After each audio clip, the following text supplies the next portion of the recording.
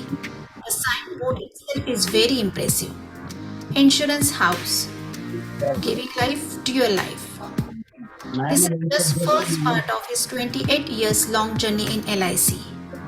The second part, he has credit of supporting, motivating and helping thousands of LIC advisors all over India to grow their businesses with his unique ideas. A person who is always thinking what better he can do next. He is a very active and inspiring. You feel the energy and vibes. When you meet him, you come out with a great energy to do something extraordinary in life. Of the many, one great quality to emphasize here is his attitude and eagerness to constantly adapt to change, maybe in business or technology. After being one of the great performers in his industry last 28 years, he still has list of ambitions and targets he wants to achieve. Life in Conversation wishes the advisor, the artist, and the great motivator in him a grand success. Please keep this hard work of inspiring and helping people in this industry. Wishing you a great future. Thank you.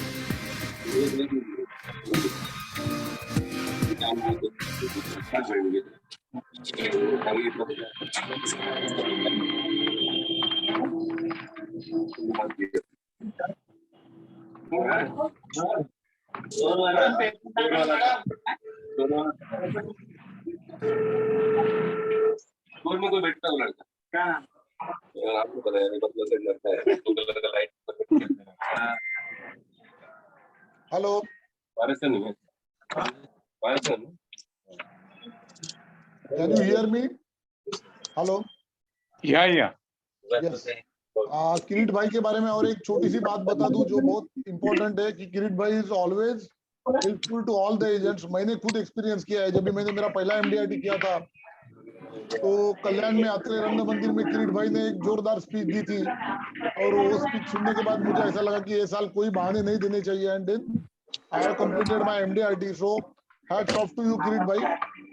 मैं request करता हूँ किरीट भाई अपनी speech शुरू करें। Subject is effective fact finding and closing techniques और वो speech होने के बाद हम कुछ डाउट्स है तो क्वेश्चन आंसर सेशन में ले लेंगे।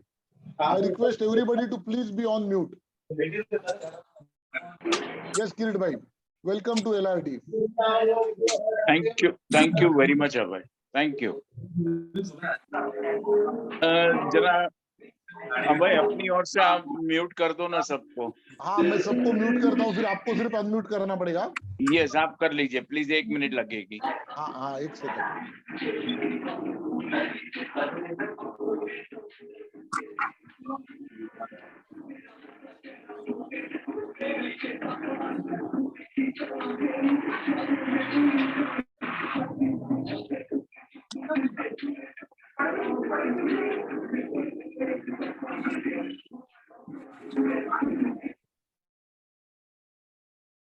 Yeah, I have done it.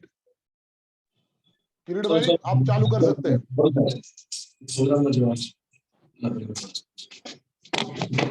आ रही है मेरी आवाज?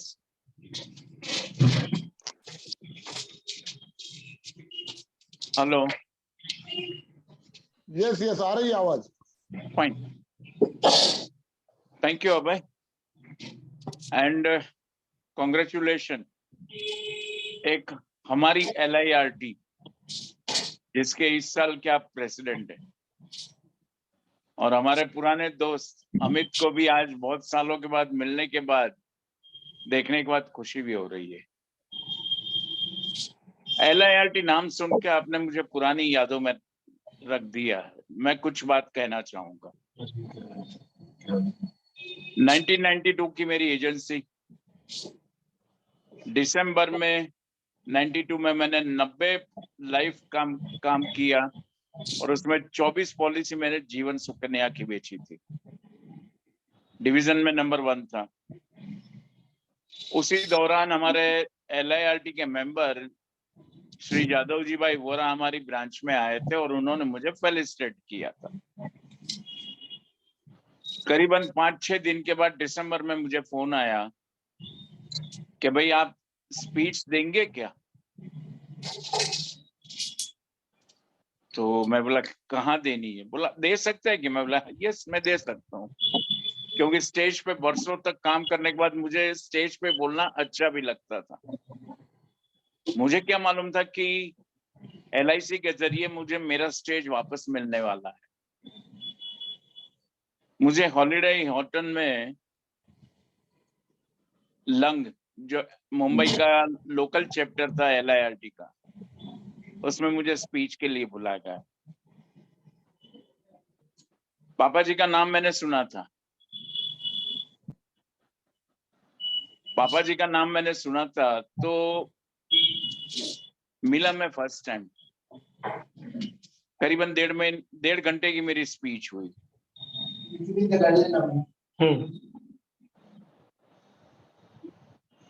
लोगों ने अप्रिशिएट किया, लोगों ने वेलकम किया, क्योंकि वो टाइम ग्रुप में सबसे नया मैं था, पहली बार मेरी स्पीच, मैं अभी ग्रुप में शामिल नहीं हुआ था। लेकिन लंच के टाइम पे पापा जी आए, बेटा मेंबर हो जाइए, आपकी कैरियर बहुत इससे आगे बढ़ जाएगी। बिना सोचे मैंने फटाक से हाँ कर दिया, और उस दिन से मेरी उड़ान जो मैंने सोची थी, चाही थी, जो सपने में देखी थी, वो उड़ान को एक पंख मिल गया था। और मैं आज भी कहूं कि मैं सबसे कहता रहता हूं कि मेरे पहले गुरु पापा जी है। बरसों से मिला नहीं हूं मैं, लेकिन उनको याद हमेशा करता हूं। So thank you Abhay once again, thank you Amit once again. I am happy कि आज LIRT प्लेटफॉर्म में मैं बात कर रहा हूं। दोस्तों, लास्ट मंथ की मीटिंग मैंने अटेंड की थी। लास्ट मंथ की मीटिंग काफी अच्छी थी। जोगिंदर जी ने अच्छा स्पीच दिया था, ऑब्जेक्शन हैंडलिंग पे काफी अच्छी बातें बताई थी। और उसी दौरान मैं सोच भी रहा था कि एक ही सवाल कि क्लाइंट ऑब्जेक्शन क्यों लेता है, और ऐसा क्या होता है कि क्लाइंट ऑब्जेक्शन कम लेता है। तो बरसों के बहुत सारे फेलियर, बहुत सारी सक्सेस पाने के बाद एक चीज मेरे दिमाग में आ गई कि क्यों हम वही रिलेटेड टॉपिक पे आज फैक्ट फाइंडिंग पे बात करें। फैक्ट फाइंडिंग का मीनिंग क्या? फैक्ट फाइंडिंग माने क्लाइंट की जिंदगी के बारे में अपने को कम समय में बहुत सारी चीजें जानने की कोशिश करनी है, और सही रीत से वो कोशिश करेंगे तो जो उनकी कैपेसिटी, जो उनकी ह्यूमन लाइफ वैल्यू, वो हिसाब से हम प्लान दे सकते हैं। लेकिन यही एक फैक्ट फाइंडिंग नहीं है। फैक्ट फाइंडिंग का दूसरा पहलू है कि जिस बार मैं क्लाइंट से बात करता हूं, वो टाइम क्लाइंट मुझे ऑब्जर्व करता है। 10 या 15 मिनट में वो डिसाइड कर लेता है कि मुझे इनसे पॉलिसी लेनी चाहिए कि नहीं लेनी चाहिए। तो वो जो 15 मिनट स्टार्टिंग की, वो इतनी क्रुशियल है। उसके लिए अपने को क्या क्या करना, हम वन बाय वन बात करेंगे। और फैक्ट फाइंडिंग दोनों साइड से होती है।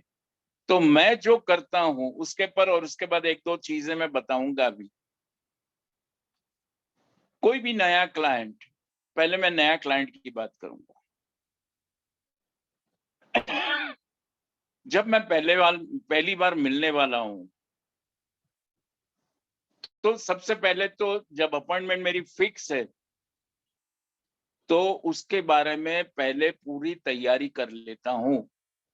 मेरे सवाल तैयार करता हूं, मेरी बॉडी लैंग्वेज, मेरा सब, मेरी ऑफिस में, ज्यादातर इंश्योरेंस में मेरी ऑफिस में बेचता हूं। सेम वे मैंने मेरी टीम को भी ट्रेन अप किया है कि जब मैं मेरे क्लाइंट के साथ, कोई भी हो, छोटा है बड़ा कोई भी हो, वो टाइम पे मुझे ना इंटरकॉम चाहिए, ना मोबाइल चाहिए। कोई भी विजिटर्स है, इवन चाय, अगर चाय लेके भी आना है तो वो बाहर खड़ा रहता है, मैं इशारा करूं तो वो आता है, ताकि मेरी आई कांटेक्ट मेरे प्रोस्पेक्ट से बिल्कुल हटनी नहीं चाहिए, और मुझे अटेंटिव रहना है। मैं बहुत सारी नॉलेज में हासिल किया है, करता हूं, आज भी करता रहता हूं। बहुत सारा आजकल तो बहुत सारी चीजें सुन रहा हूँ, पिरामिड बहुत सुनता हूँ, फिर अपना रेपो रेट सुनता हूँ, ये हो, लेकिन वो हर नॉलेज की मुझे ये फैक्ट फाइंडने में इतनी जरूरत नहीं होती। मेरा काम यही है कि मैं क्लाइंट को सवाल पूछूं और मैं चुप हो जाऊं। क्लाइंट का ईगो मुझे सेटिस्फाई करना। एक छोटा सा एक फैक्ट फाइंडिंग मैं आपको बताऊं, जो मैंने फोन पे की थी। नॉर्मली फोन पे मैं नहीं करता हूं, लेकिन एक रेफरेंस मुझे मिली थी। रेफरेंस से मुझे फोन आया कि सर मैं आपसे इंश्योरेंस की बात करना चाहता हूं, आप मेरे यहाँ पर आएंगे क्या? और मेरे को अर्जेंट करना है, तो आप कल आ सकते हैं क्या? मैं बोला मैं आऊंगा, 100% आऊंगा। नॉर्मली मैं नहीं जाता हूँ बात, लेकिन आपने फोन किया है, रेफरेंस से किया है, वो भी जो मेरे दोस्त है क्लाइंट, वो भी अच्छे क्लाइंट है मेरे, तो मैं आऊंगा। लेकिन आने से पहले मैं चंद चीजें मैं आपसे जानना चाहता हूँ सर। मैंने कम से कम 10 सवाल पूछे। 10वां जवाब देने के टाइम बाद में लगा कि अभी वो इरिटेट होने वाला है, तो मैं बाद में बोला ठीक है सर, बाकी बात कल करेंगे। लेकिन वो 10 सवाल में नटशल में मैंने बहुत सारी चीजें पूछ ली। नाम, डेट ऑफ बर्थ, फैमिली में कौन है, पेरेंट्स में क्या है। पेरेंट्स में पूछा था तो बोले उनके फादर का 50 साल की एज में हार्ट अटैक से डेथ हो गई थी। ऐसे करते करते करते मैं बोला क्या चाहिए आपको insurance, why you want life insurance? तो बोला सर मुझे मेरी रिटायरमेंट का प्लानिंग करना है, मेरी आज 34 की है, लेकिन मुझे लगता है कि मेरा रिटायरमेंट होना चाहिए। तो 1 पॉइंट एजेंडा मैंने सवाल पूछा, उनका जवाब दीजिए, मेरे लिए थोड़ा क्लैरिटी हो गया। मॉर्निंग 10 बजे हीरानंदानी में मेरी अपॉइंटमेंट थी। मेरे असिस्टेंट को लेके पूरा मैंने प्रिपरेशन किया, प्रेजेंटेशन प्रिपरेशन किया, अच्छा सा प्रेजेंटेशन कवर बनाया है मैंने, वो भी मैं साथ में 3 प्लान बनाए। मैं ज्यादा कंफ्यूज कभी नहीं करता हूँ। जब क्लाइंट से जब इतनी अच्छी फैक्ट फाइंडिंग होती है, तो क्लैरिटी आ जाती है कि उनको मुझे क्या देना है। Plan is not important. मैं एक ही प्लान के 3 अलग अलग अमाउंट का प्रेजेंटेशन बनाता हूँ। कॉम्बिनेशन जो होता है, बहुत सारे कॉम्बिनेशन में देखता हूँ, पढ़ता हूँ सब कुछ, लेकिन मैं कॉम्बिनेशंस जो है कस्टमाइज किया है। मैं जनरलाइज कॉम्बिनेशन पे काम नहीं करता हूँ कि ये है अच्छा है ले लो करके, नहीं। मैं क्लाइंट के हिसाब से अपना खुद कॉम्बिनेशन क्रिएट करता हूँ। तो जब वो कॉम्बिनेशन में लेके गया उनके यहाँ, मैं 9:45 बजे पहुंचा, मुझे पता चला कि साहब नहाने को गए। मैं घर में गया, ये साहब को नहाने में आधा घंटा लगा, 9:15 बजे। लेकिन वो आधे घंटे में बाकी की फैक्ट फाइंडिंग मैंने उनकी वाइफ से पता कर ली, प्लस मुझे जो ऑब्जर्व करना था कर लिया। सब कुछ करके 9:15 बजे साहब आए, उन्होंने मुझे सॉरी कहा, sorry to make keep you waiting.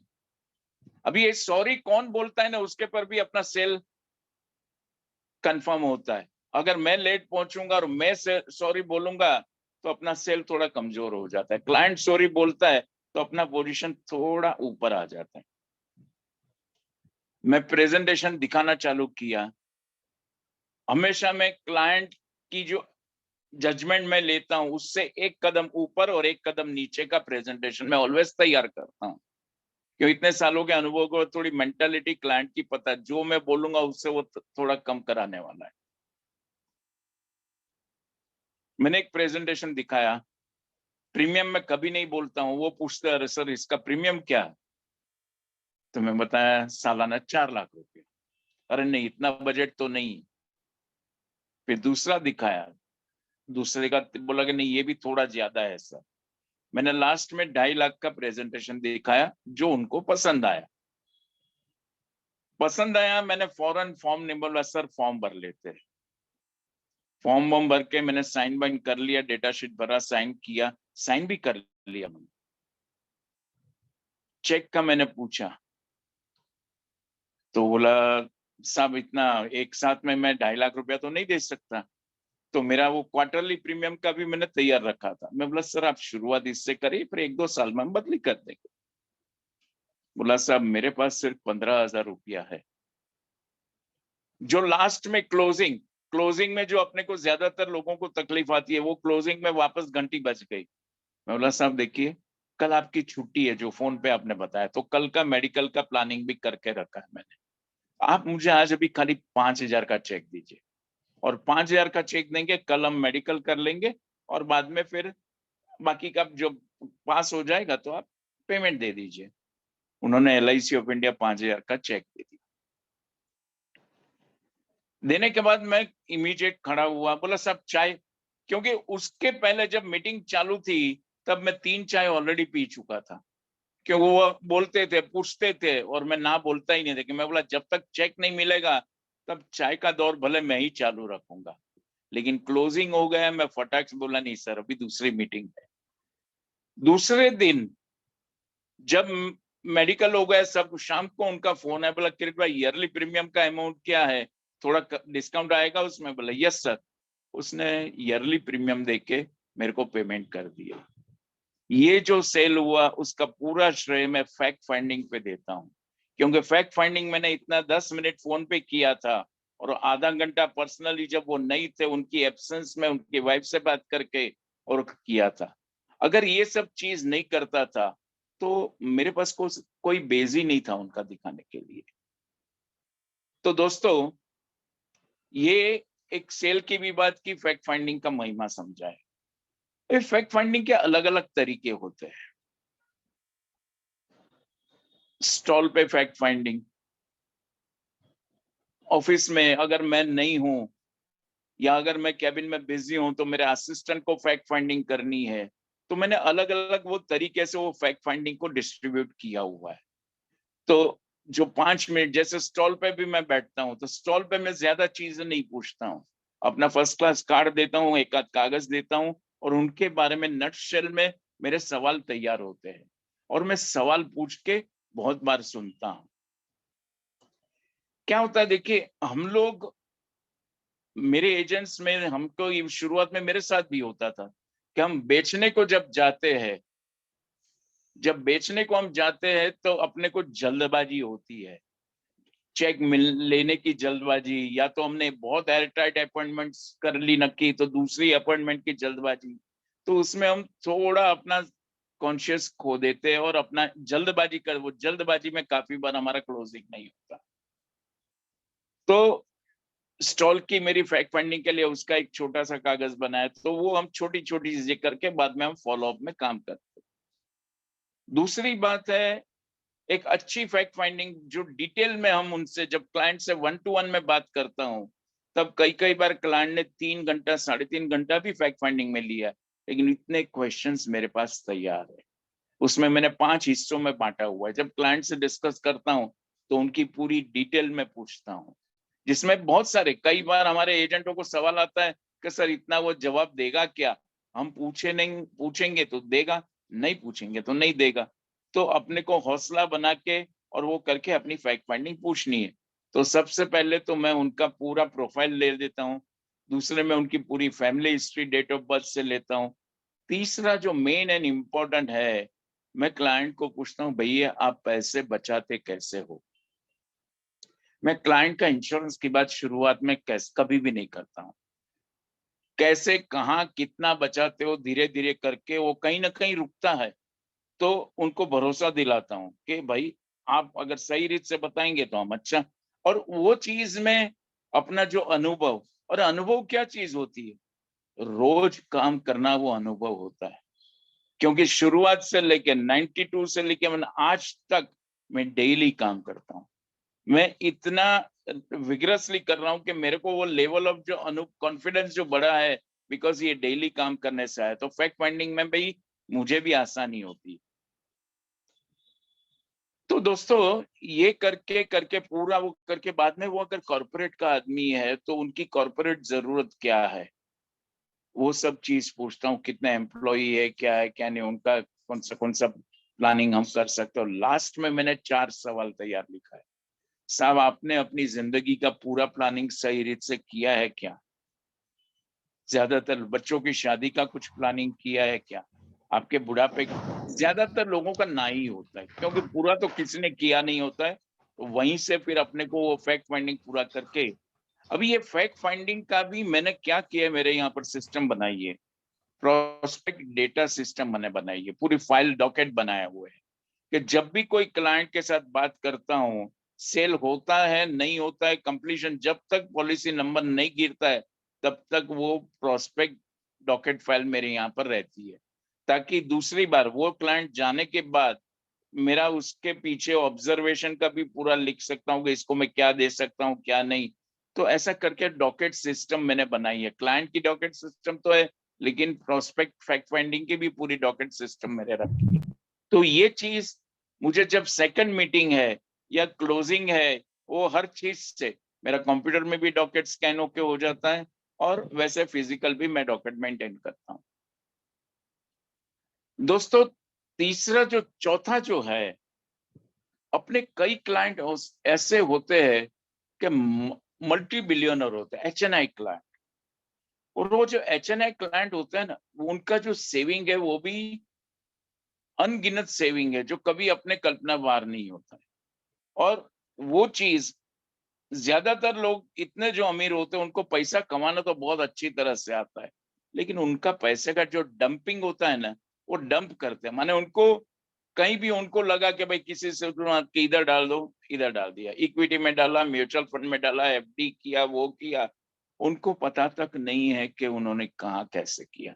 उनके लिए मैं गोल फाइंडर करके पूरा बनाया हुआ, तो उसमें उनको कैसी उनकी सेविंग है, उनकी लाइफ का गोल भी हम सेटिंग करने की कोशिश करते हैं कि उनका गोल, कभी कभी पैसा डेली कमाने में इतने व्यस्त होते हैं कि फ्यूचरिस्टिक गोल सेट करने में भी इतने पावरफुल नहीं होते। तो वो फोर्थ टाइप की जो मेरी फैक्ट फाइंडिंग शीट है, वो भी इतनी पावरफुल है। दोस्तों, ये फैक्ट फाइंडिंग और क्लोजिंग में, फैक्ट फाइंडिंग जो है इतनी पावरफुल होनी चाहिए ताकि अपना ऑब्जेक्शन बहुत कम आता है। एक क्लाइंट होने के नाते हम भी कितने ऑब्जेक्शन लेते हैं। मैं आपको एक मेरा खुद का एक एग्जांपल दूं। 2007 की बात है, मेरे राइट साइड में बहुत ज्यादा पेन होता था पेट में, तो मैं डॉक्टर को दिखाया था। करीबन 7-8 दिन डॉक्टर ने, फैमिली डॉक्टर ने दवाई दी, उससे भी अच्छा नहीं हुआ।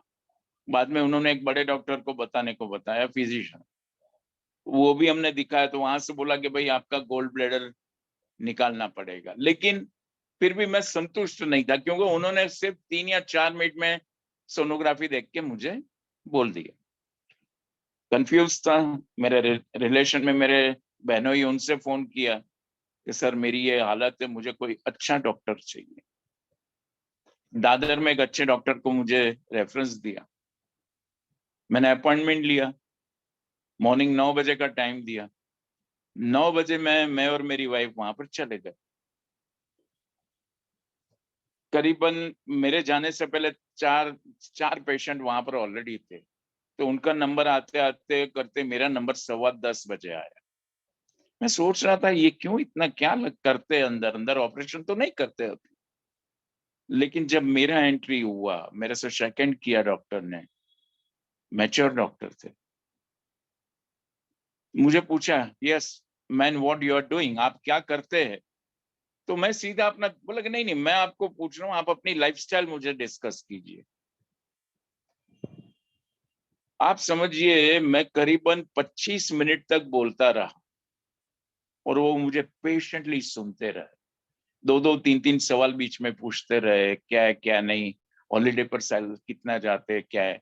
नट शेल में लास्ट में जब मैंने पूछा, सर, कंधे पे हाथ रख के उन्होंने एक ही बात बोला, डोंट वरी मिस्टर किरीट, आपका गोल्ड मेडल अच्छी तरह से हम निकाल देंगे, कोई टेंशन नहीं। आपको यहाँ करना है कि कहीं हॉस्पिटल में, कि जैसे आप बोलो। आप मानेंगे नहीं, मैं 40 मिनट के बाद उनकी कैबिन से निकला तो मैं तय करके निकला था कि यस, मेरा ऑपरेशन यही डॉक्टर करेंगे। मैं क्यों तय किया ये, उन्होंने 40 मिनट तक मुझे सुना था। तब मैंने एक डॉक्टर की हैसियत से पे ऑपरेशन तो किया, उन्होंने बहुत सुंदर भी किया, अच्छा भी हो, कोई प्रॉब्लम नहीं रहा बाद में। लेकिन वो 40 मिनट इतनी इंपॉर्टेंट थी, और वही टाइम पे मैंने डिसाइड तो किया, लेकिन बाद में ये भी नक्की किया कि मैं अपने क्लाइंट को पेशेंटली ऐसे ही सुनूंगा। फैक्ट फाइंडिंग खाली बोलना नहीं है, फैक्ट फाइंडिंग सुनना भी है, क्लाइंट को सुनना है। उसका एक एग्जांपल आपको मैं शेयर करूंगा। मेरे एक अच्छे क्लाइंट, 92 से ही मेरे क्लाइंट है, करीबन 15 साल तक, 2 साल में एक आध बार पॉलिसी लेते हैं। पूरे 2 भाइयों का ग्रुप है, भाई मिसेस ये बच्चे, लेकिन उन्होंने बच्चे का इंश्योरेंस कभी नहीं लिया। बच्चा जब 18 साल का हुआ, बाद में उन्होंने कुछ 2-3 पॉलिसी लिया, उसमें एक जीवन आनंद भी लिया, सब कुछ करके मैंने काम चालू किया। 2017 की बात है, मैं उनको एक बार पूछा कि सर आपका लड़का अभी एमबीए हो गया है, अच्छी जगह जॉब कर रहा है, अच्छी सैलरी है, उनका इंश्योरेंस मुझे उनसे बात करके आप लेना है। बोला किरीट भाई वो आपसे ज्यादा बात नहीं करेगा, वो बहुत रिजर्व है। मैं बोला आप नंबर तो दीजिए मुझे उनका। नंबर लिया, मैंने मैसेज किया, करीबन 10 दिन तक कोई रिप्लाई नहीं। तो एक दिन मैंने शाम को फोन किया, बोला दोस्त मैं मिलना चाहता हूँ तेरे से।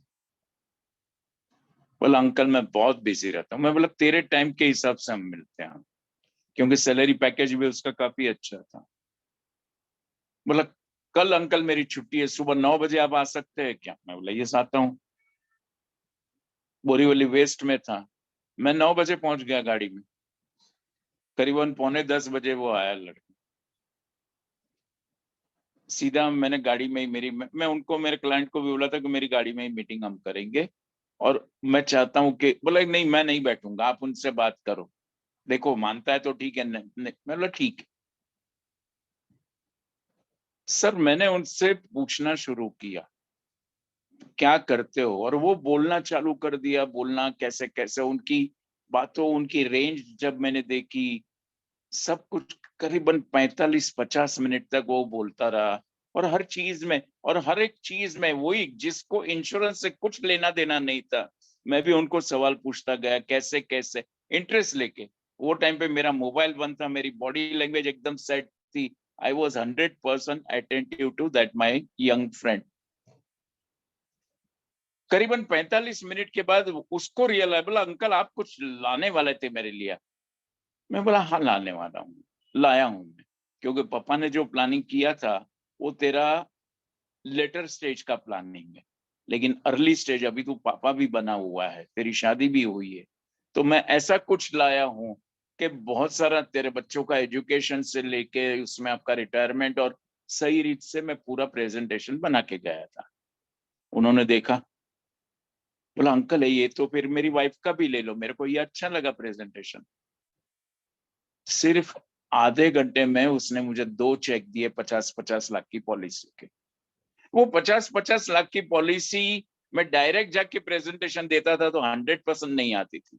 मैंने पौना घंटा पेशेंटली उनको, उनकी बातों में इंटरेस्ट लिया, उनकी बातों में जो इंटरेस्ट, उनका जो सब्जेक्ट था उसमें मेरा जो नॉलेज था वो भी, क्योंकि हम इतने साल से जब काम करते हैं तो अलग अलग क्लाइंट से अलग अलग सुन के अपना भी नॉलेज काफी, हर लाइन में, हर बिजनेस में थोड़ा थोड़ा अच्छा हो जाता है। तो वो जो लिसनिंग बात मैंने सुनी, उनसे बहुत अच्छी तरह से बात किया उसने। और दोस्त वहां पर मैंने 1 करोड़ का इंश्योरेंस, अभी ये 3 साल पहले की बात है, 3.5 साल पहले, ऐसे करते करते बहुत सारे सेल्स में क्लोज किया हूं। इतना ही निचोड़ है कि अच्छी तरह से फैक्ट फाइंडिंग होनी चाहिए, ऑब्जेक्शन उसमें कम आता है। एक एजेंट होने के नाते, मुझे सुनने वाले काफी एजेंट, मैं आपको भी पूछता हूं कि आप एक 10 रुपया या 20 रुपए की बॉल पेन लेने दुकान में जाते हो, और दुकान वाला आपको 1 या 2 बॉल पेन दिखाते हैं, उसमें भी उसका 3-4 कागज आप फाड़ देते हो कि रिफिल अच्छी नहीं है, स्मूथ नहीं है। दुकान वाला आपके नखरे झेलता है। अगर दुकान वाला नखरा नहीं झेलता है तो आप वो दुकान छोड़ के दूसरी दुकान में जाते हो। कस्टमर होने के बाद हमें भी बहुत कुछ अपने दुकानदारों से चाहिए, सेम वे अपने क्लाइंट को अपनी ओर से भरोसा चाहिए। हमको कंसर्न बतानी होगी उनके परिवार के लिए, अपना कमीशन ये क्या होता है वो कोई टेंशन नहीं रखे बिना, जो भी परसेंटेज मैंने 2001 में डबल एमडीआरटी किया था, उसमें एक एमडीआरटी मैंने खाली सिंगल प्रीमियम 2% वाली कमीशन जो थी उसमें किया था। बीमा निवेश मैंने करीबन 225 पॉलिसी बीमा निवेश बेची थी 2001 में, आज से 21 साल पहले। तो एक मेरा एमडीआरटी बीमा निवेश से किया था और एक दूसरी जो अपनी ट्रेडिशनल पॉलिसी से किया था। मैं मेरी नहीं सोचता हूँ, क्लाइंट सेटिस्फाई होगा तो अपने को ऑटोमेटिक अपना अच्छा हो जाएगा। फैक्ट फाइंडिंग में बाकी काफी बातें मैं चाहता हूं अभय बाद में मुझे सवाल पूछे, लेकिन उसके पहले मैं क्लोजिंग की बात थोड़ी कहूंगा कि जब फैक्ट फाइंडिंग अच्छी करते हैं तो ऑब्जेक्शन कम आता है। ऑब्जेक्शन आता है तो अपने को अच्छी तरह से वो ऑब्जेक्शन को सुनना है, उसको हैंडल करना है और उसका सॉल्यूशन अपने को देना है। कई बार क्लाइंट का कोई बार क्लाइंट का ऑब्जेक्शन सही भी होता है, तो वो हिसाब से मेरा एक क्लाइंट जो था, कभी भी उनको मैंने प्रीमियम का पूछता था तो प्रीमियम बजट बोला कि साल का मुझे 30-40 हजार का प्रीमियम चाहिए।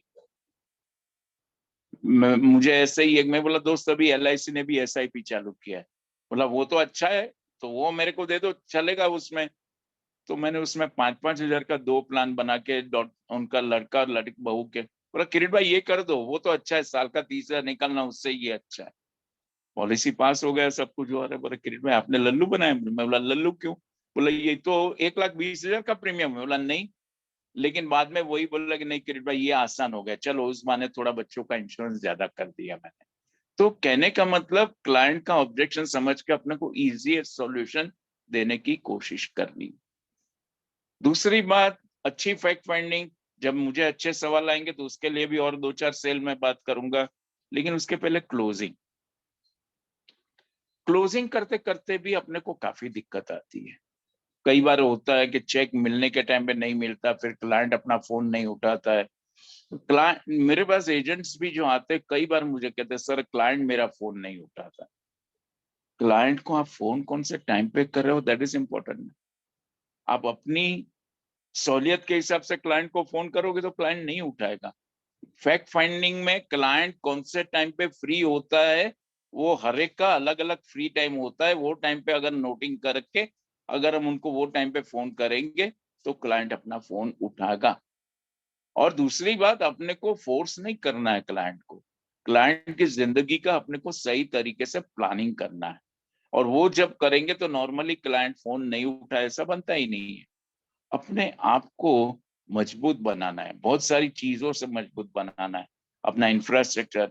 मैंने एजेंसी लेके 3 महीने में ही मेरा खुद का छोटा ऑफिस, भले 90 स्क्वायर फीट के 110 स्क्वायर फीट का ऑफिस था, कर्जा करके मैंने ऑफिस बनाया था, क्योंकि वो ऑफिस ने मुझे मजबूती दी थी, पावर दिया था। और वहीं से मैं धीरे धीरे धीरे धीरे करके आज मेरे पास 3 ऑफिस है, वही करके मैं आगे बढ़ा हूँ। दोस्तों ये जो ऑफिस है, जो अपना स्टाफ है, अपना जो जो इंफ्रा फर्नीचर हम जो करते हैं, वो अपने को एक एक रुतबा देता है, अपनी इमेज बड़ी करता है। तो ये अपने को कैसे भी करके, ज्यादातर एजेंट को मैं पूछता हूँ तो ज्यादातर एजेंट हाउसिंग लोन लेते हैं घर लेने के लिए, लेकिन बिजनेस लोन लेने के लिए बहुत सारे एजेंट फेलियर है, वो लेते ही नहीं है। उनको यही लगता है कि पहले मैं कमाऊंगा बाद में मैं कुछ खर्चा करूंगा। मैं कहता हूं पहले आप खर्चा करो, ऑटोमेटिक आपकी कमाई 4 गुनी बढ़ जाएगी। दोस्तों क्लोजिंग पे बात करें, क्लोजिंग में मैंने 2-4 चीजें अपनी कि एक तो अपने को कम बोलना है, ज्यादा सुनना है।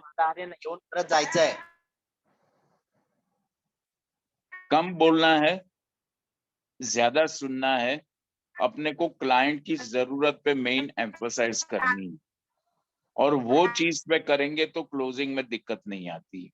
दूसरी बात, अपने को इमीडिएट फॉर्म भरना है। मेन इंपॉर्टेंट थिंग, जो रिलेटेड कागज है, जो डॉक्यूमेंट्स है अपने जो भी, वो कभी भी अपने को प्रपोजल का चेक मिलने के टाइम में मांगना नहीं है। क्यों? ज्यादातर सेल अपना फेल वहां पर होता है।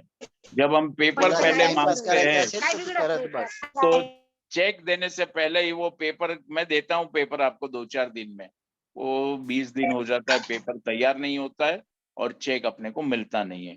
तो पेपर जो है पहले कभी भी मांगता नहीं हूं मैं, और मैं आप लोगों से कि भाई पेपर जो है वो बाद में अपने को मंगा लेने का, या तो अपने को अभी तो डिजिटल फैसिलिटी है तो अपने को व्हाट्सएप पे या मेल पे मंगा सकते, पहले चेक मांगो, चेक मांगने के बाद फौरन अपना वहां से बिस्तरा निकाल के अपने को निकल जाने का।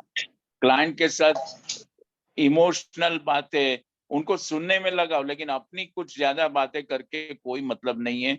आई थिंक क्लोजिंग का ये सिंपलेस्ट फॉर्मूला है। मेडिकल में इंसिस्ट करता हूँ, मेडिकल में कर लेता हूँ।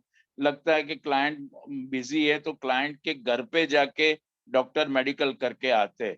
अभी तो लास्ट 7-8 साल से मेरे क्लाइंट के यहाँ मेरे डॉक्टर्स के असिस्टेंट जाके वो करके आते। तो दोस्तों काफी चीजें मैंने बात की। मैं चाहता हूं अभय भाई भी अभी कुछ मुझे 4-5-10 सवाल पूछे और बाकी भी ओपन रखें, क्योंकि इसके पर हम काफी बातें कर सकते हैं।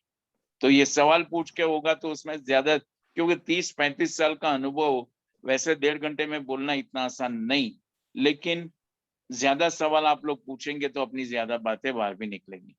यस अभय।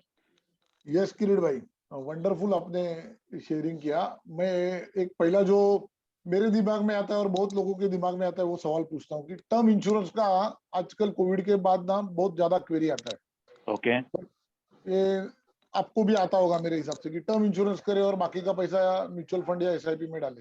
तो वो जो ऑब्जेक्शन आता है टर्म इंश्योरेंस का, आप उसको कैसे हैंडल करते हैं? टर्म इंश्योरेंस का जो क्वेरी रेज होता है, आज से नहीं, जब से 2001 से प्राइवेट कंपनी आई और टर्म इंश्योरेंस आने लगी, तब से 20 साल से टर्म इंश्योरेंस का सवाल आता है। काफी सेल्स मैंने किया है। मैं कभी क्लाइंट को ये नहीं बोलता हूँ कि टर्म इंश्योरेंस नहीं लेना चाहिए। क्लाइंट को अच्छा नहीं लगता है। क्लाइंट की जो सेविंग स्टाइल को हम जब क्रिटिसाइज करते हैं ना, तो उसके ईगो को हम हर्ट कर रहे हैं। ठीक है, टर्म इंश्योरेंस लेना है सर, क्यों लेना है टर्म इंश्योरेंस, कितना लेना है? मेरे एक सेल हुआ था, मैं बताऊं आपको। मेरे एक क्लाइंट करीबन 50 साल की उम्र थी, उनको मैंने एक इंश्योरेंस दिया था 2003 में। 2003 में इंश्योरेंस दिया था, तो वो टाइम पे उनका सब फैक्ट फाइंडिंग किया था, तो पता चला था कि एक एक्सीडेंट में उनका एक किडनी डिस्ट्रॉय हो गया था। तो वो टाइम पे मैंने करीबन 25 लाख का इंश्योरेंस, मुझे सवाल उन्होंने पूछा था वो टाइम पे कि किरीट भाई मुझे इंश्योरेंस मिलेगा? मैं कभी ये नहीं बोलता हूँ कि नहीं मिलेगा, क्योंकि मैं अंडरराइटर तो हूं ही नहीं, मैं एजेंट हूं। मेरे को क्लाइंट का केस अच्छी तरह से परस्यू करके अपने अंडरराइटर को अपील करनी है। तो वो सब करके मैंने वो क्लास 5 में केस पास किया था। 3 साल के बाद क्लाइंट का फोन आया मुझे, किरीट भाई मैंने 50 लाख की लोन ली है, तो मुझे 50 लाख का टर्म इंश्योरेंस लेना है, तो कैसे करे, मिलेगा? सर ऑफिस में बात करेंगे, मीटिंग करेंगे, मिलेगा तो दे देंगे हम, क्या नाम। आए सर, आए मेरे पास, एक अच्छे कंपनी में वाइस प्रेसिडेंट थे। मैंने टर्म इंश्योरेंस का प्लान बताया, सब कुछ करके तैयार रखा। बोला किरीट भाई, मैं बोला लेकिन सर बिकॉज अपनी मेडिकल हिस्ट्री के हिसाब से ये प्लान आपको मिल नहीं सकता, क्योंकि जब पहला सेल किया था फैक्ट फाइंडिंग में एक बात क्लियर हो गई थी कि वो उनको लिमिटेड टर्म्स का प्लान मिलेगा, वो सब चीज वो तैयार थे, क्लास 4-5 से एक्स्ट्रा से पास होगा, तो वो चीज उनको पता था। मतलब सर अभी क्या है, देखिए 50 लाख को लोन लिया है, या तो आप अपनी फैमिली को स्टारवेशन में रखो, जिद करेंगे तो भी नहीं मिलने वाला है, प्राइवेट वाला तो बिल्कुल नहीं देगा, LIC में भी नहीं मिलने वाला है सर, आप बोलो तो मैं कोशिश करता हूँ। तो बोला कि ऑल्टरनेट क्या है? तो ऑल्टरनेट में मैंने 14 नंबर का उनको प्रपोज किया। बोला किरीट भाई प्रीमियम बढ़ता है। मैं बोला देखो सर, अपनी हेल्थ का क्राइटेरिया पकड़ के और वो करके मैंने 40 लाख का 14 नंबर प्लान उनको दिया था, वो भी क्लास 4 से पास हो गया था।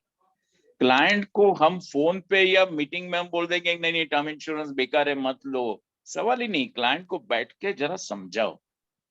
ऐसा ही एक दूसरा केस हुआ था जिसमें मैंने 15 करोड़ को इंश्योरेंस दिया 2018 में, और एक ही पॉलिसी से MDRT हुआ मेरा। वो लड़का भी करीबन 8-10 महीने से मैं उनको फॉलो अप कर रहा था, लेकिन बाद में उनकी मदर एक्सपायर हो गई, उसका ये सब पॉलिसी मेरे पास था। करीबन 65 लाख का क्लेम सेटलमेंट किया। मेरी ऑफिस में वो आने वाले थे तो वो भी नहीं आए। तो बाद में एक दिन फोन आया मुझे, अंकल मुझे 2-4 करोड़ का टर्म इंश्योरेंस लेना है, तो कैसे करें। वही दिन कुछ दूसरे दिन मेरा कुछ वाशी में मेरा एक स्पीच था, और उनका जो ऑफिस था पनवेल में था। मेरे डीओ साहब को मैंने भुवनेश्वर को बोला, मैं बोला सर अपने को पनवेल जाना है।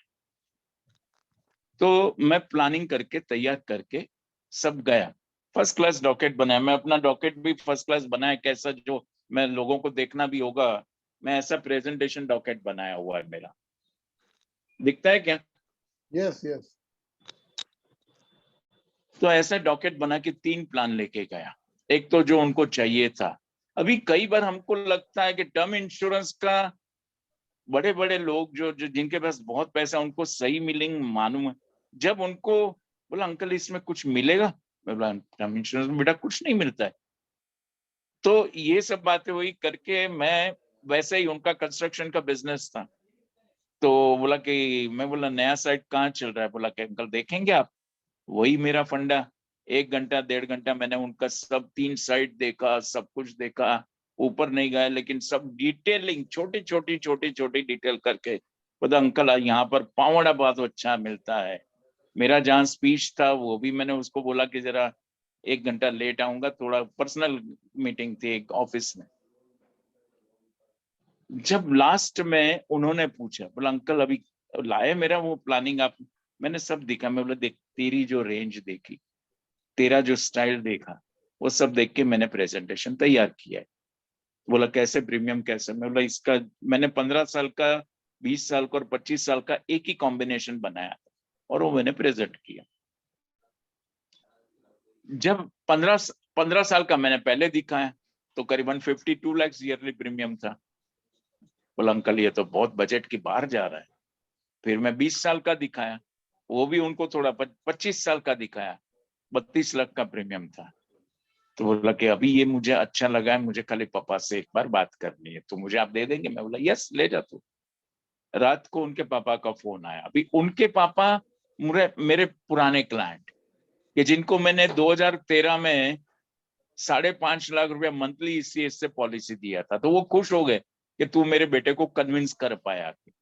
तो रात को करीबन 9:30 बजे उनका फोन आया कि किरीट भाई कल आप आ पाएंगे सुबह? मैं बोला कितने बजे? तो 8:30 बजे।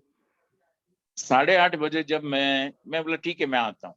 सब कुछ वापस प्रिंट आउट निकाला, मिसेस को बोला कि रात को ही मैंने वापस पूरा क्योंकि सेल कहाँ फेल हो सकता है वो सब पॉसिबिलिटी मेरे दिमाग में होती है। तो वापस एक सेट प्रिंट आउट निकाला वापस, क्योंकि हो सकता है कि वो डॉकेट गाड़ी में भूल गया या कहीं भूल गया, तो फिर वापस मुझे आना पड़ेगा। सुबह 6 बजे घर से निकला। निकलते टाइम पे सोचा पहले कि मैं उनको फोन करूं, मैं बोला नहीं जाने दे, ज्यादा ना बोलेंगे तो वापस आ जाऊंगा। मैं पहुंच गया उनके घर पे 8 बजे सुबह। 8 बजे पहुंचा उनके घर पे, ऊपर गया। करीबन आधे घंटे में हस्बैंड वाइफ मेरे फ्रेंड जो उनके पिताजी है, सब मिलके वो प्लान फाइनल किया। बोला कि किरीट भाई टर्म, मैं बोला यस इसमें टर्म इंश्योरेंस भी दिया है मैंने, लेकिन उसके साथ मैंने 2.5 करोड़ का उमंग दिया और 2.5 करोड़ का आनंद दिया। तीनों पॉलिसी का कॉम्बिनेशन करके मैंने दिया।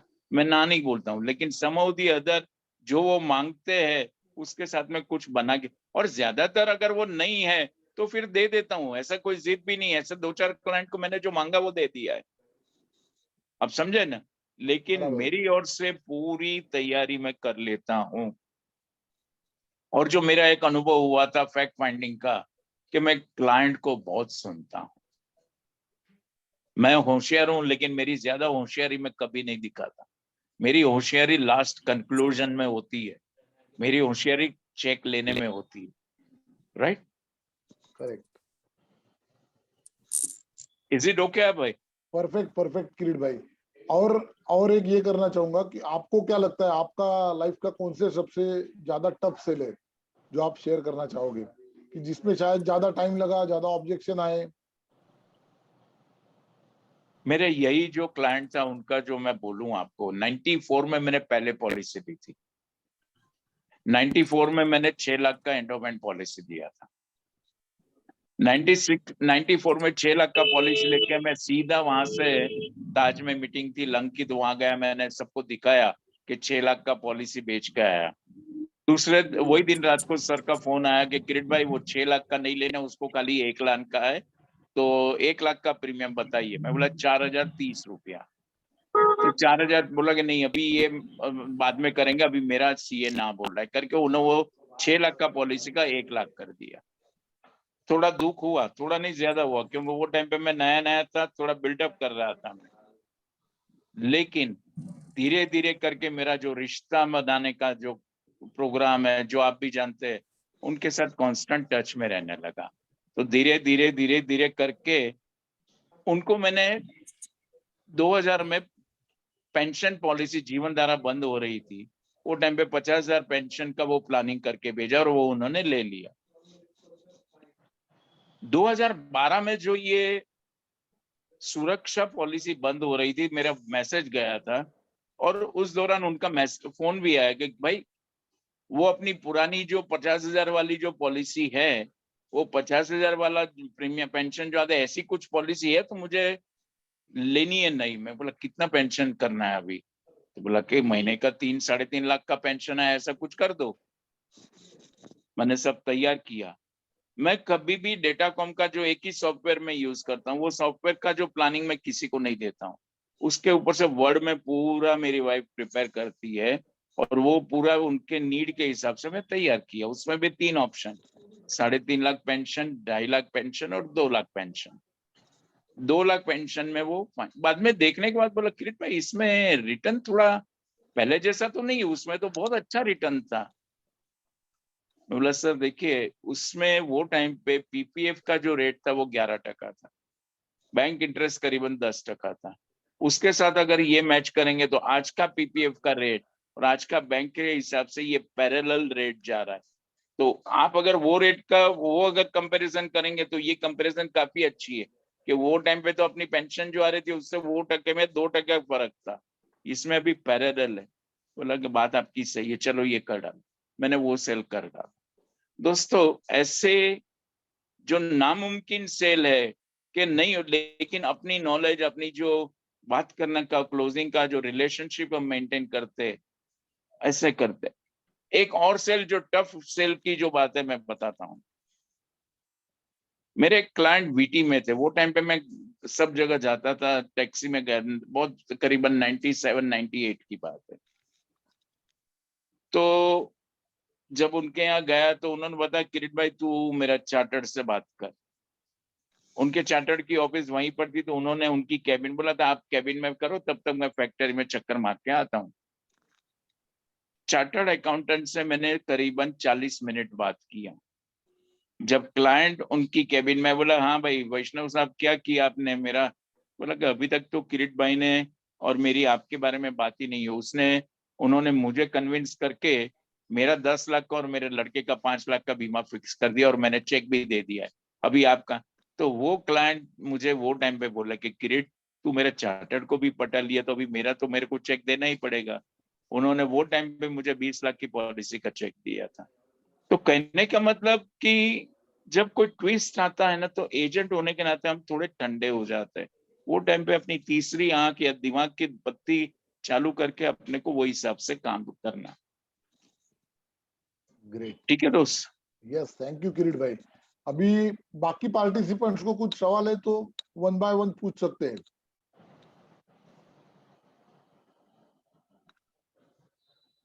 संतोष पाटिल को कुछ पूछना है। संतोष पाटील, संतोष काही तुला हे का तुझा हँड रेज आहे?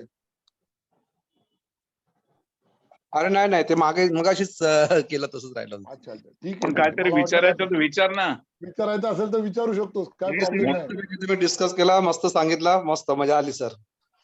खूप खूप पण चांगल्या आता पद्धतीने नंतर सांगितलं. नंतर कसं करणार कसं आता? धन्यवाद सर. हो जरूर जरूर फॉलो करणार, तुम्ही सांगितलेलं सगळं फॉलो करणार. अभय तर आम्ही एकत्रच असतो आम्ही, कारण 100% सर. ओके. धन्यवाद धन्यवाद सर. श्योर. यस, और किसी को सर, एक किसी ने डाला है मैसेज पे कि चेक लेने के लिए क्या करूं, यानी फाइनल जो क्लोजिंग के टाइम पे आप चेक लेते हो तो आप क्या डायलॉग मारते हो या क्या करते हो जिससे चेक आपको पार्टी दे देती है? कोई स्टैंडर्ड डायलॉग नहीं है, मैं ट्रेनर नहीं हूँ। मैं आपको लिस्ट ऑफ डायलॉग दे दूंगा, आप गलत जगह गलत डायलॉग मारेंगे तो लफड़ा होगा, चेक तो मिलेगा नहीं और जूता मिलेगा। अपने को जो सिचुएशन है वो हिसाब से अपने को मैनेज करना है। चेक मांगने के लिए अपने को, वही मैंने आपको बताया कि फॉर्म साइन करके मैं क्लाइंट को ये पूछता हूँ, सर चेक नंबर क्या डालना है। वो चेक नंबर क्या डालना है तो ऑटोमेटिक वो चेक बुक निकलता है। अपने को पॉजिटिव वाइब्रेशन में उसको लाने का है।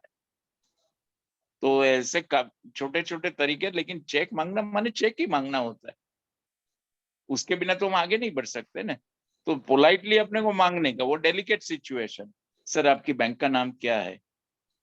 अच्छा अच्छा, हमारी LIC की भी बैंक वही है सर। भले कौन सी है, उससे कोई उसको भी मतलब नहीं है ना मेरे को मतलब। ठीक है। Yes yes yes, thank you. और किसी पार्टिसिपेंट को कुछ क्वेश्चंस है, क्वेरीज है? सर सर हाँ good evening sir. Good evening, आपका नाम बताइए दोस्त। सर मेरा नाम आबिद पठान है। मैं शोलापुर से हूँ। ओके। मेरे को ये पूछना है कि आपकी दिनचर्या क्या रहती है और आपका स्टाफ, आपका ये एक सब क्या कैसा एक्टिविटी करते हैं आपका सब पूरा? मेरी एक्टिविटी मैं कैसे करता हूँ, पहले आपकी एक्टिविटी पूछ लो, आप कैसे करते हैं। आपने मुझे सर सवाल मेरा तो पूछा तो स्टाफ, मैं आपको ही पूछ रहा हूँ, आप कैसे कर रहे हो। सर मेरा का तो स्टाफ नहीं, ऑफिस नहीं है। मैं खुद कभी पोस्ट कर करेंगे, लेता हूँ और कभी करेंगे इंशाल्लाह इंशाअल्लाह। कोशिश करो। ठीक है। मेरी दिनचर्या, मैं सुबह 5 बजे उठता हूँ हाँ रोज। सर। और देखिए, जो सीखता हूँ वो इम्प्लीमेंट करता हूँ। वो भी मैं बताऊं, 2 साल पहले अभय की एक स्पीच हुई थी और अभय ने एक बहुत सुंदर बात बताई थी। और अभय को भी मालूम है कि वो दिन से दूसरे तीसरे दिन से मैंने वो इम्प्लीमेंटेशन चालू किया और आज तक चालू है और वो कल भी चालू रहेगा इंशाअल्लाह। तो वो सुबह 5 बजे उठता हूँ, मेरा प्लानिंग से मोटिवेशनल वीडियो, दिन में एक मोटिवेशनल वीडियो भेजता हूँ सुबह 5 से 6 के बीच में, और वो रोज भेजता हूँ। मेरे पॉलिसी होल्डर को भेजता हूँ, मेरे एजेंट्स को भेजता हूँ, मेरे डेवलपमेंट ऑफिसर क्लाइंट को भेजता हूँ, सबको भेजता हूँ। एक भी दिन ब्रेक नहीं होता है। मेरे को आता है बाकी सर। पूरा दिन में कुछ नहीं, वो बाकी बिजनेस का मैं कुछ भेजता हूँ, बात अलग है। मोटिवेशनल मॉर्निंग में, अर्ली मॉर्निंग मेरा जाता है।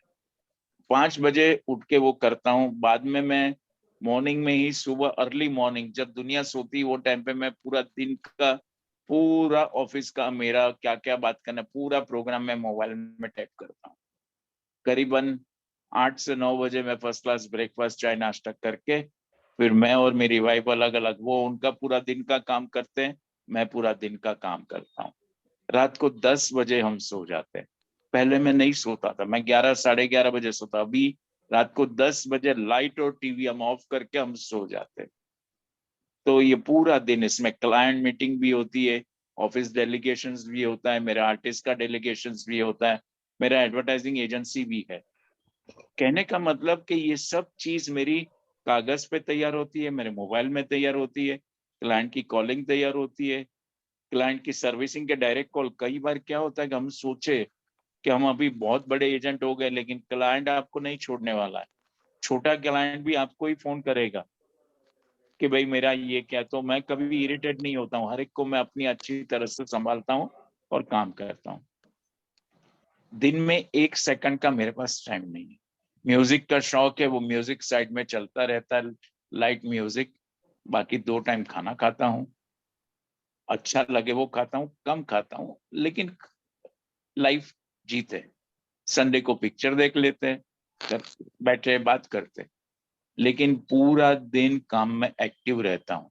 और मेरी जिंदगी में मैंने माना है, वो हकीकत है, ज्यादा काम करने से कोई जल्दी नहीं मरता, कम काम करने से बहुत लोग जल्दी लुढ़क जाते हैं। तो अपने आप को, अपने प्रोग्राम, अपने कार्यवाही से इतने टाइट रखो ताकि आपको कोई दिक्कत नहीं और कामयाबी ऑटोमेटिक आने लगेगी। यस, थैंक यू अनुभव, सर। कॉन्फिडेंस, जो सब चीजें उससे। और आपको जोखिम लेना पड़ेगा, क्योंकि आपके मूंछों के बाल मुझे इसमें भी दिखाई दे, थोड़े थोड़े सफेद हो गए पठान साहब। तो अभी जो करना है जल्दी करो, फिर ऐसा नहीं कि और वो कभी आप समझो कि मेरे को आसमान से अल्लाह मियाँ दे देंगे, वो तो नहीं देंगे। अल्लाह मियाँ ने बहुत सारे रिप्रेजेंटेटिव भेजी है, उनसे वो करके फर्स्ट क्लास ऑफिस बनाइए, काम करिए और 2-3 साल में और कामयाब हो जाएंगे। ठीक है, थैंक यू सर। किरीट भाई वो Thank you, तो sir. बात मैं एंड ऑफ करूंगा, क्योंकि मेरा वीडियो सबको जाता है, उसके पहले मैं मोबाइल चालू करता हूँ तो आपका वीडियो मुझे पहले आता है। यस 5:30 बजे या 5:40 को मैं देखता हूँ तो वीडियो आ गया किरीट भाई का। अब भाई तो क्या that है, is देखिए great. 80 लोग हैं, मैं वो लोगों से सबसे एक रिक्वेस्ट करता हूँ कि जो सीखते हैं, जो सुनते हैं, मैं नहीं कहता मेरी 100 बात सीखो, एक बात तो पकड़ो उसमें से, उसको इम्प्लीमेंट तो करो। इम्प्लीमेंट अगर 100 लोगों को सुन के 100 बात करके सीखोगे तो ऑटोमेटिक कामयाबी आने वाली है। झटका तो लगने वाला है, और झटका क्या होता है, शायद मैं हमेशा रिस्पॉन्सिबिलिटी मेरे सर पे लेता हूँ कि मेरा क्लाइंट अगर काम नहीं देता है, कि नहीं मैं फेल होता हूँ, तो दैट इज माय रिस्पॉन्सिबिलिटी। मैं अपने आप को इम्प्रोवाइज करता हूँ उसमें, राइट? Yes sir. अमित भाई लाइन पर अगर है तो मैं चाहूंगा अमित भाई कुछ पूछे मुझे। सर ये LIRT क्या है सर? लाइफ इंश्योरेंस, हाँ लाइफ इंश्योरेंस राउंड टेबल करके ऑर्गेनाइजेशन है, 35 साल अच्छा। से है, और वो एजुकेशन और एजेंट्स का जो अपग्रेडेशन है उसके लिए ही काम कर रही है। और अपना कन्वेंशन ये बार बॉम्बे में होने जा रहा है 1, 2, 3 सितंबर 2023। 5 स्टार लोकेशन में रहेगा, 3 नाइट का स्टे रहेगा। उसके बारे में भी कोई जानकारी चाहिए तो सब लोग मुझे कॉल कर सकते हैं, क्योंकि वो ये बार बॉम्बे में पहली बार बहुत सालों के सर, बाद आपका- होने जा रहा है। अबे अपना- पूरा डिटेल मैं चाहता सर, हूँ, आप- अबे पूरी डिटेल जरा प्रोग्राम अपना कंप्लीट होने से पहले जरा थोड़ा बता दो तो अच्छा हाँ रहेगा। जरूर उसमें जरूर अमित मैं भाई भी सर बताता अगर आपका है नंबर लाइन पे। अवश्य। हूँ। हाँ मेरा नंबर अवश्य सर आपका शेयर करता नंबर। हूँ। यस यस मेरा नंबर बताता हूँ, 9819 9 36 9819 सॉरी 9819 हाँ 36 36 1933। 1933। हाँ ये नंबर पे आप कॉल करके आपको पूरे डिटेल दे देंगे, और वो 8-10 दिन में फाइनल हो जाएगा। 5 स्टार प्रॉपर्टी में ही हम करेंगे, सिर्फ वो फाइनल हो जाएगा क्या। और लाइफ इंश्योरेंस के बेस्ट स्पीकर, जनरल इंश्योरेंस के बेस्ट स्पीकर, और म्यूचुअल फंड का कोई स्पीकर, ऐसे सभी। और जो हम बोलते हैं कि लाइफ में वैल्यूज, प्रिंसिपल्स या इथिक्स कैसे होने चाहिए, उसके बारे में भी हम कोई स्पीकर लेके आएंगे, और 3 दिन में पूरा वो प्रोग्राम बहुत अच्छी तरीके से कंडक्ट करते हैं, तो सबको उनकी जानकारी दे देंगे। और कोई किसी को सवाल है? अमित भाई है क्या? अमित शाह,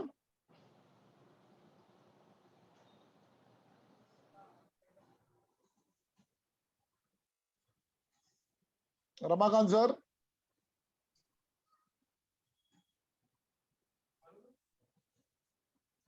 किसी को कुछ क्वेश्चंस है? फिलहाल कोई क्वेश्चन नहीं है, but it was a wonderful session by Kirit Bhai. I thoroughly enjoyed. I must say that this was a really a wonderful and well-programmed session. And Kirit Bhai spoke just to the point. इधर उधर बिल्कुल भी नहीं गए. And that was really, you took pains for organizing this session. That was really great.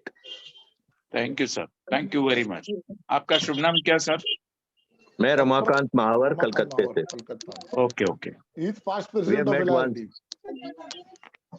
शायद एक आध बार मिला भी होगा, क्योंकि मैं वो टाइम पे करीबन 5 साल बहुत एक्टिव था LIRT में। I know. I remember. Rajiv Lohia ji Calcutta से थे, वो सब वो टाइम पे बहुत एक्टिव थे। Right. Thank you sir. Thank you so much, Kirit Bhai. It was Thank you, nice sir. seeing you and listening to you. My Yeah. Pleasure, my pleasure. Kirit hello. भाई मेरा एक, हाँ किसी का doubt है, सवाल है कुछ? હા કિરીટભાઈ, હું રૂજુ અમિત બુચ વાત કરું છું અમદાવાદથી, અને Okay. તમારા રેગ્યુલર વિડીયોઝ આવે જે સવારે મને બહુ જ ગમે છે, બહુ જ મોટિવેટિંગ હોય છે. Thank you so much. Okay okay, हाँ, તમારો કોઈ किरीट- સવાલ? સવાલ તો આ જ છે બધું રૂટીન, કે કોને કઈ રીતે પોલિસી આપવી, કારણ કે हम ઘણી हिंदी में हाँ बात तो करेंगे। थोड़ा बाकी लोगों को भी समझ में आएगा। यस, वही है कि अगर एकदम वेल सेटल है हमारा क्लाइंट, तो उनसे कैसे बात करें, क्योंकि उनका ऐसा कोई है नहीं कि चलो उनको ड्रीम्स बताए कि कुछ करे, उनके पास बहुत सारी प्रॉपर्टी है, फिर भी अगर उनके पास जाके पॉलिसी उनको बेचनी है तो कौन सी पॉलिसी? देखिए वो तो क्लाइंट कैसा है, क्लाइंट कैसा है, क्लाइंट का क्या आपका रिश्ता है, कैसे कैसे उनके पास फैक्ट फाइंडिंग, वो टाइम पे फैक्ट फाइंडिंग बहुत इंपॉर्टेंट चीज है। जी जी उनके बारे में पूरी चीज आपको पता हो, और वो लेवल क्लाइंट जो लेवल का होता है ना, उसके ऊपर अपने को देना होता है। जी बड़ा जी क्लाइंट जिसके पास बहुत सारा पैसा है, अभी समझो मैंने बोला कि 5.5 लाख रुपए मंथली ईसीएस पॉलिसी लिया, उनको जी मैं 5-10 हजार मंथली ईसीएस बताऊंगा तो उसको अच्छा नहीं लगने वाला। जी जी वही तो वही तो। वो टाइम पे मुझे अपने आप को उठाना पड़ेगा। आप अपने को वो लेवल पे उठा रही है कि नहीं उठा रही है, that is the most important. Yes और जब आप अपने आप को वहां पर नहीं उठाएगी तो सेल क्लोज हो जाएगा। नहीं, आपको वो चीज पहचाननी है और वो डरना नहीं है कि वो लेंगे कि नहीं लेंगे, अपने को उठा हाँ। के वो लेवल से अपने को प्रोजेक्ट करना है उनसे।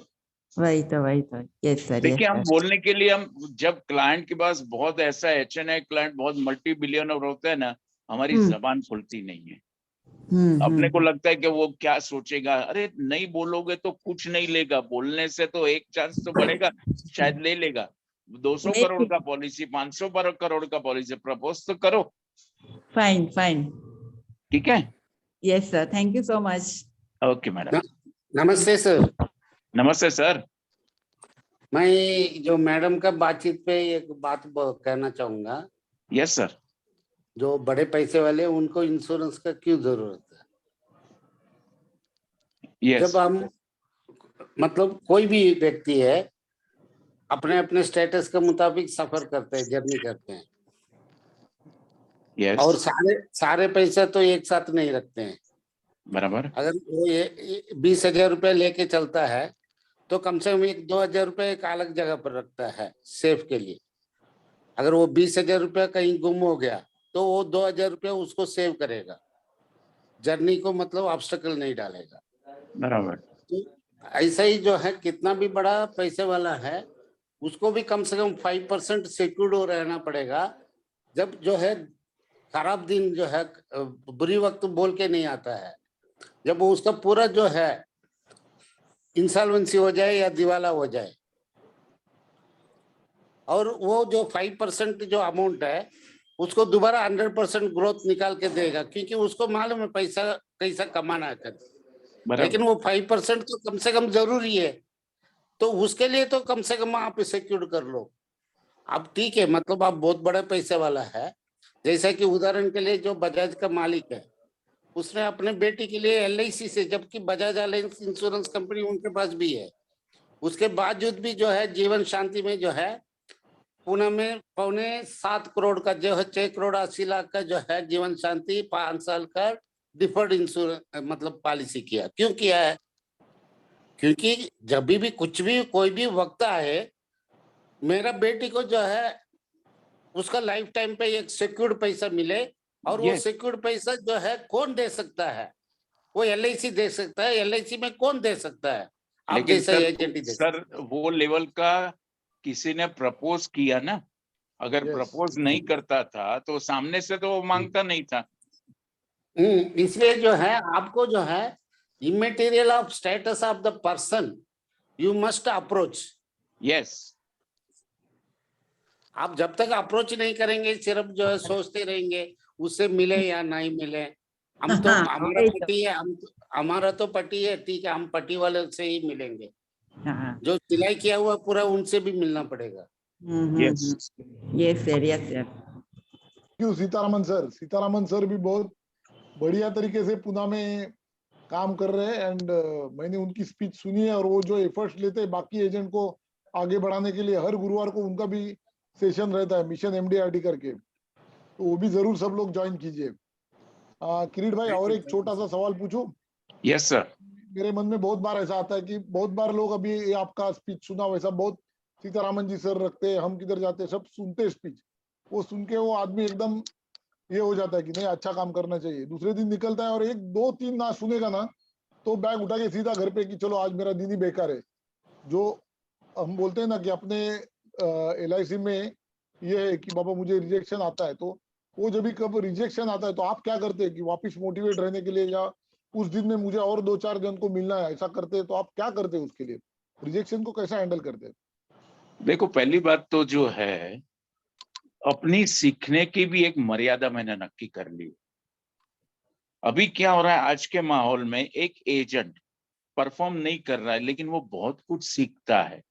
वो बहुत कुछ सीखने से क्या है, उनको डंपिंग आ जाता है इस समय दिमाग में कि जब प्रॉब्लम आता है या क्राइसिस आती है, क्राइसिस को सॉल्व करनी है, तो अभी किसका हवाई जहाज में किसका बाण में दौड़ाऊं? किरीट भाई बोला ऐसा करूं, सीताराम सर बोला ऐसा करूं, अभय बोला ऐसा करूं।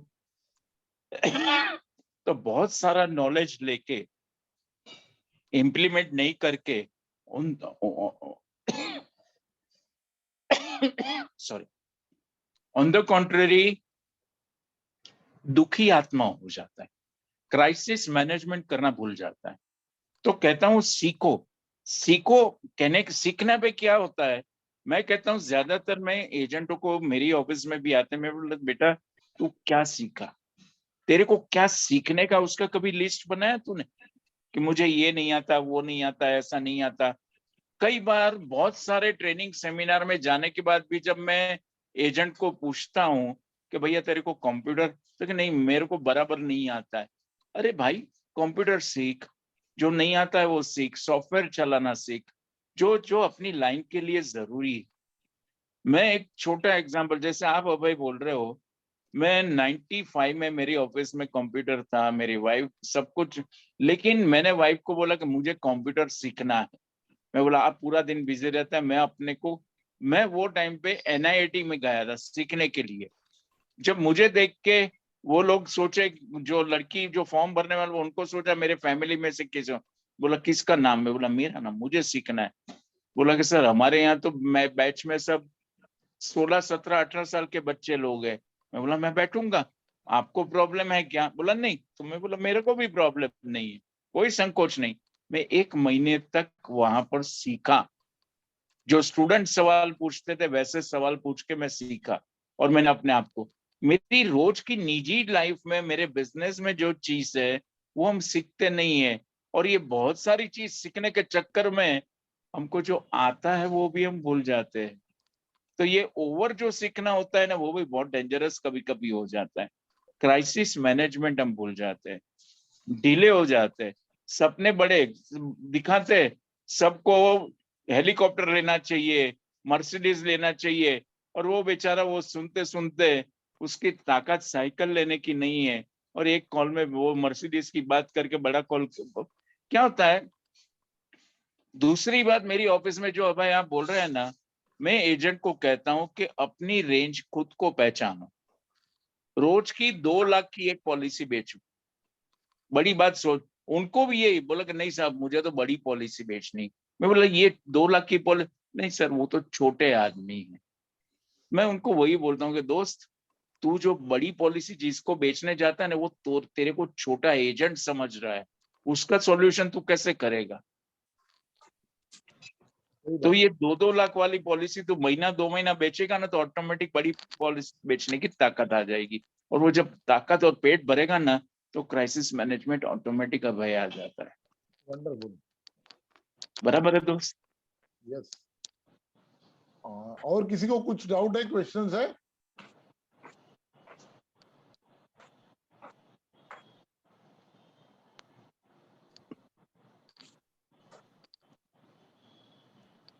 ठीक है, आई डोंट थिंक किरीट भाई किसी को कुछ डाउट्स है। और आपका ये शेयरिंग था बहुत बढ़िया था, और बहुत उसमें से सीख मिली। और मुझे लगता है जितने भी पार्टिसिपेंट्स हैं उन्होंने सीरियसली अगर अटेंड किया है तो दे विल डेफिनेटली प्रॉस्पर। और दिसंबर एंड तक जो है सबको अपना जो भी MDRT करना है, COT करना है, TOT करना है, कॉर्पोरेट क्लब, गैलेक्सी क्लब करना है, उसके लिए मेरी तरफ से बेस्ट विशेष। और लास्ट इंफॉर्मेशन आपसे शेयर करना अभय एक चाहूंगा। बात, सॉरी अभय, हाँ मेरा नंबर भी जरा टाइप करके दे हाँ दे, हाँ, एक ताकि सेकंड। हाँ, क्या एक है सेकंड। कि यस लोग यस मुझे यस। अगर समझो अभी वो शेयर नहीं कर सकते, किसी को पर्सनली पूछना है तो दे कैन व्हाट्सएप में, और वो हिसाब से हम बात करेंगे। यस यस, 99200 है ना? 98200 हाँ, 93834। 93834 98200 93834। यस, आपका भी नंबर शेयर किया है और मेरा नंबर भी शेयर करता हूं, क्योंकि LRT का जो कन्वेंशन होने जा रहा है 3 दिन का, उसके बारे में भी किसी को कुछ जानकारी चाहिए तो डेफिनेटली यू कैन कॉल मी। और अब भाई ये कन्वेंशन कब होगा? हाँ, ये अच्छा सवाल। 1, 2, 3 सितंबर 2023 बॉम्बे में होगा, और ये मेरे हिसाब से करीब करीब 15 या 17 साल के बाद बॉम्बे में होने जा रहा है। और best of the best speakers हम ये करने की कोशिश करेंगे, life insurance industry, general insurance और इन जनरल भी जो होंगे। और ये 3 नाइट का स्टे होता है, और आज की तारीख में ये जो कन्वेंशन है उसके चार्जेस है 25,000 एक पार्टिसिपेंट्स के लिए, और ट्विन शेयरिंग बेसिस पे होटल में रूम अलॉटमेंट रहता है। एंड एक बार कोई अटेंड करेगा तो बहुत सीखने को मिलेगा, क्योंकि जो भी है इंडिया के सब स्टॉलवर्ड्स आते हैं अलग अलग एरिया से, and they share ideas with each other. यानी सेशन जो होता है वो नॉर्मली 8:30 बजे से 5:30 या 6 बजे तक होता है, बट उसके बाद भी सब लोग एक दूसरे के साथ शेयर करते हैं। तो मैं भी मेरे हिसाब से कम 9 साल से LRT अटेंड कर रहा हूँ और बहुत कुछ चीजें सीख चुका हूँ, और बहुत सारे अच्छे स्पीकर से कुछ ना कुछ बातें सीखने को मिलती है। और जो पार्टिसिपेंट्स है उनमें से भी कई लोग ऐसे होते हैं कि कुछ ना कुछ चीजें शेयर करके सिखा जाते हैं। तो मेरी रिक्वेस्ट ये है कि उसके बारे में भी किसी को कुछ जानकारी चाहिए तो यू कैन कॉल मी। और अपनी जो नेक्स्ट मीटिंग रहेगी वो रहेगी 26 दिसंबर को, मंडे को शाम को 6 बजे। स्पीकर और जो बाकी डिटेल्स है वो आपको सबको मैं शेयर करता हूँ ग्रुप पे। तो किरीट भाई, thank you very much for sharing your valuable experience, और मुझे लगता है सब ने बहुत एंजॉय किया होगा ये speech. Sitaraman sir, thank you very much for your cooperation also. Yes, okay, right sir. Thank you so much sir, thank you so much. Okay okay, end कर दूं किरीट भाई? यस यस यस, चल, थैंक यू दोस्त। Bye. Thank you sir. Okay.